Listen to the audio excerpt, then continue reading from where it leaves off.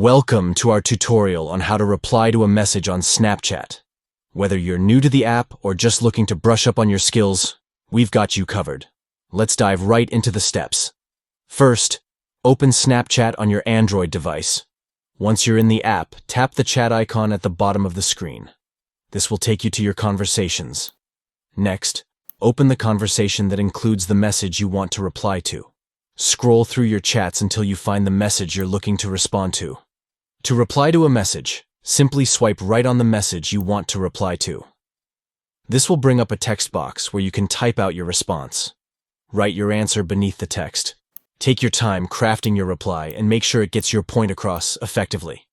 Once you're happy with your response, tap the send arrow icon to send your message.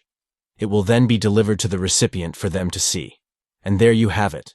That's how you reply to a message on Snapchat. It's a simple process that can help you stay in touch with friends and loved ones on the app. We hope this tutorial was helpful to you. If you have any questions or need further assistance, feel free to reach out to us. Thanks for watching and happy snapping.